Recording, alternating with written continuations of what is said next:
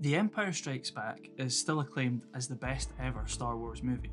On every level, from script to acting to visual effects, it's considered a masterpiece.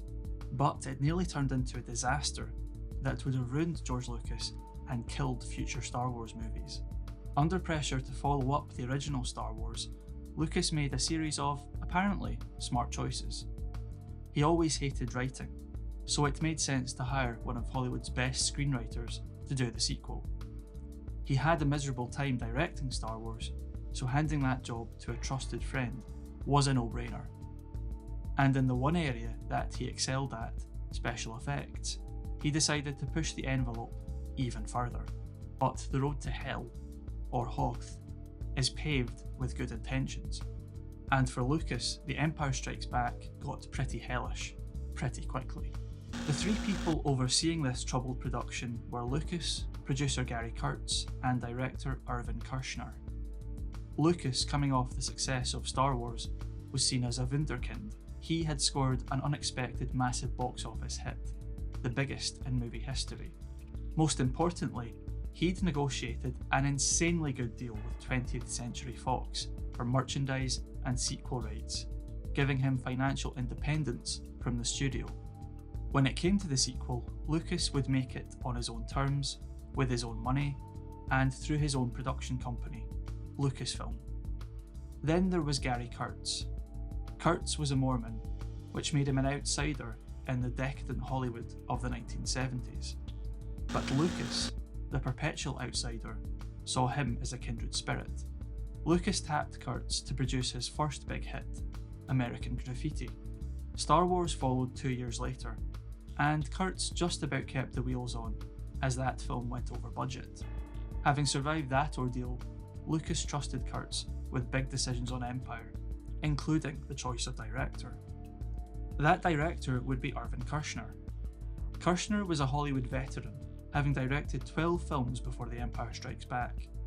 He was also a lecturer at the University of Southern California, which is where he first met Lucas. Kershner was an actor's director, very different to the introverted Lucas. But he was exactly right for a film that would be deeper and more emotional than Star Wars. With Kersh at the helm and Kurtz producing once again, Lucas expected an easier ride. The reality was much different. In fact, the problems started way before Kershner signed on to direct the film. To write the screenplay, Lucas hired a Hollywood legend.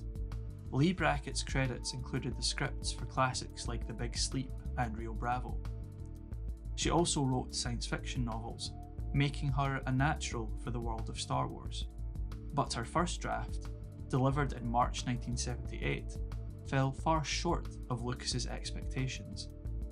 It followed the expected story beats, but didn't capture the tone he was looking for. In the end, that didn't matter, because, tragically, Brackett died a few days after delivering the script. And so, Lucas had to do the one thing he hated more than anything in the world. He had to sit down and write.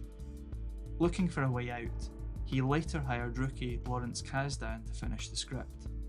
Kasdan ditched the more eccentric elements of Brackett's version. More importantly, he fleshed out the plot element that transformed Star Wars forever. What was once a simple space opera became a family saga for the ages, as Darth Vader revealed that he was Luke Skywalker's father.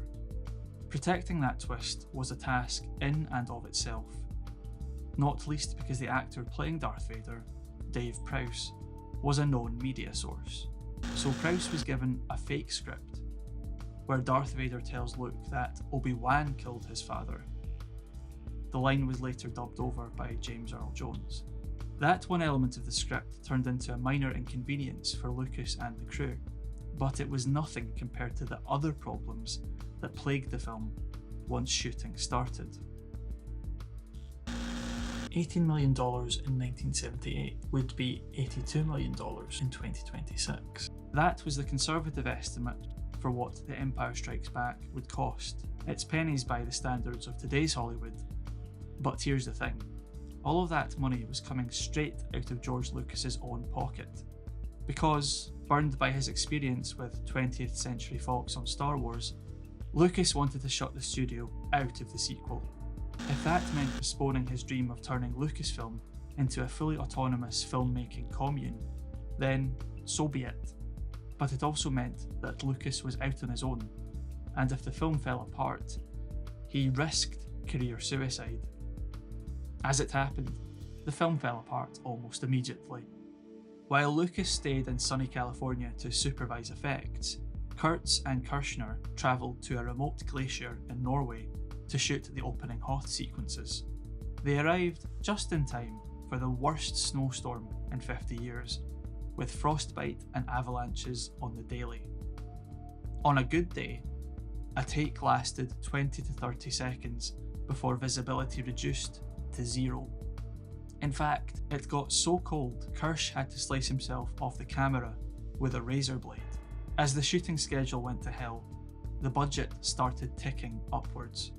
To be sure, none of that was Kurtz or Kirshner's fault. They filmed what they could, when they could. Really, if anyone was to blame, it was Lucas for coming up with the idea of an ice planet in the first place. But it was his money on the line, and so Lucas's anxiety mounted, with his constant refrain to Kurtz being, "Gotta get done, gotta get done, gotta get done." Unfortunately, they were far from done. Somehow, things only got worse when the production moved to Elstree Studios in London. A fire on stage 3 of the studio had already set back the start date for the crew, and Stanley Kubrick wasn't playing ball either.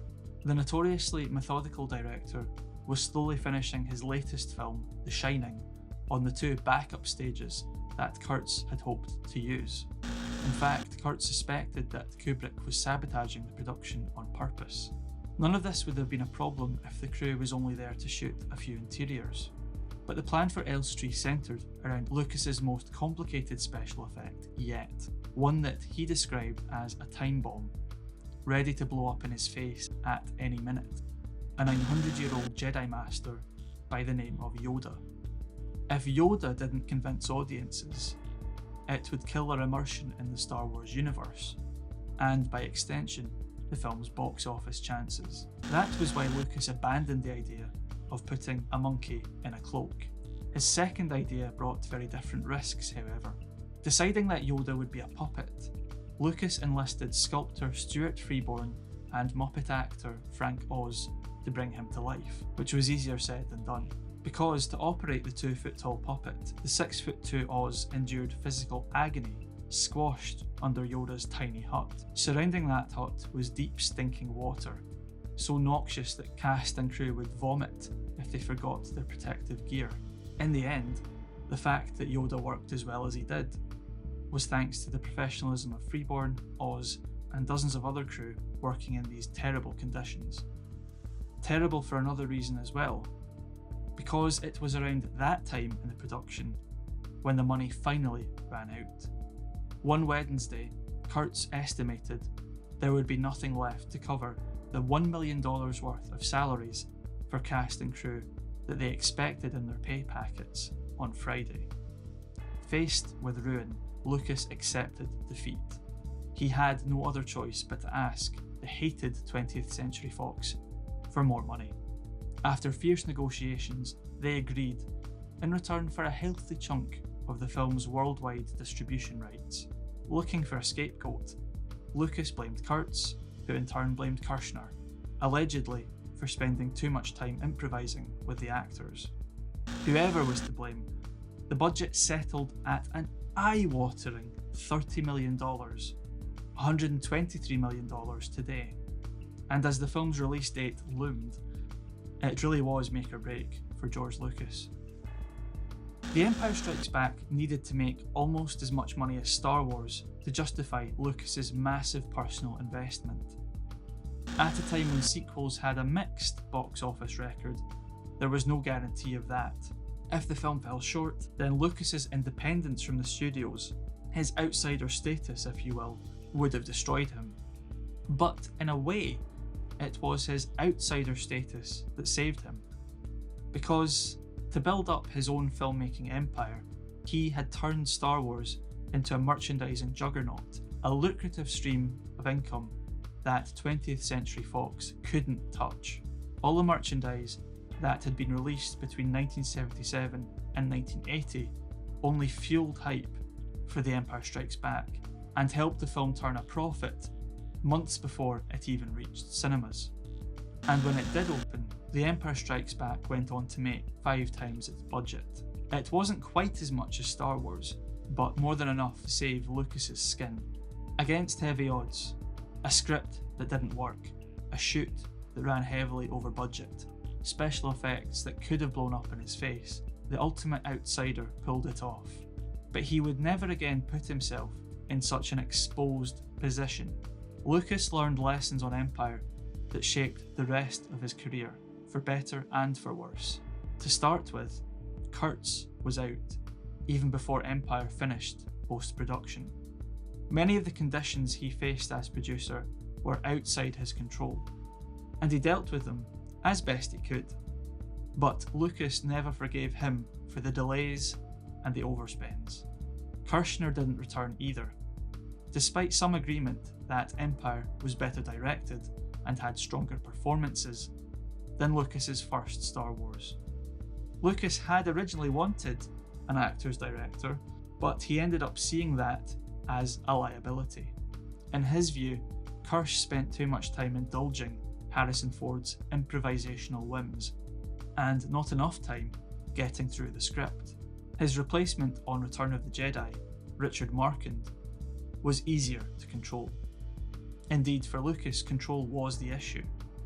Control over his properties meant nothing if the people working on them didn't follow his vision.